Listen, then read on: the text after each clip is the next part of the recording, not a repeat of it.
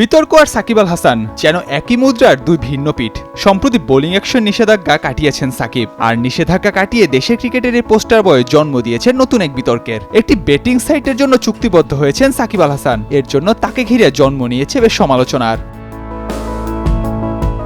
তবে সাকিবকে ঘিরে জন্ম নেওয়ার সমালোচনা কতটা যৌক্তিক? উত্তরটা হলো এই সমালোচনা সম্পূর্ণ অযৌক্তিক। কেন সেটি জানাবো আপনাদের।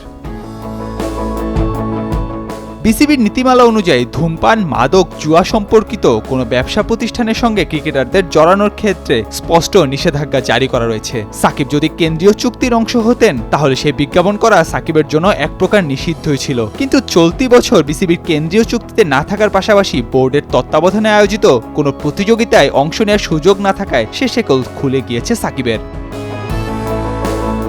আবার বাংলাদেশের প্রচলিত আইনে জুয়া খেলা এবং জুয়া প্রচার উভয়ই আইনত নিষিদ্ধ এবং শাস্তিযোগ্য অপরাধ। রাজনৈতিক পট পরিবর্তনের কারণে সাকিব দেশে ফিরতে পারবেন না, এমনকি ফিরবেন সেটিরও কোনো আভাস নেই। ফলে দেশের প্রচলিত আইনের উপর ভিত্তি করে যে তার বিরুদ্ধে আইনগত কোনো ব্যবস্থা নেওয়া হবে সেটিরও কোনো সুযোগ নেই, যে কারণে সমালোচনা জন্ম নেওয়াটা পুরোপুরি অযৌক্তিক।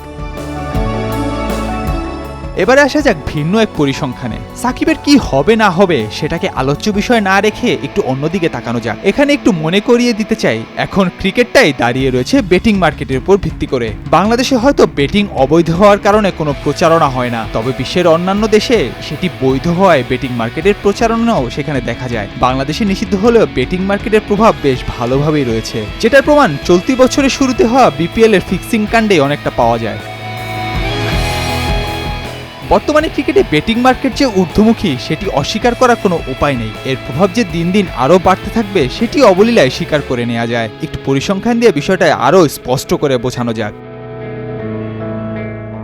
2018 সালে ক্রিকেটের বেটিং মার্কেটের সাইজটা ছিল $130 বিলিয়ন। করোনা পরবর্তী সময় অর্থাৎ 2021 সালে সে মার্কেটের ভ্যালু দাঁড়ায় $1.2 বিলিয়ন।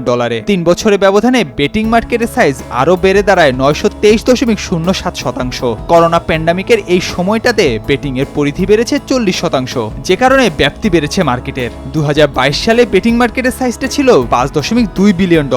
1 বছরের ব্যবধানে সেটি বেড়েছে 23.07%।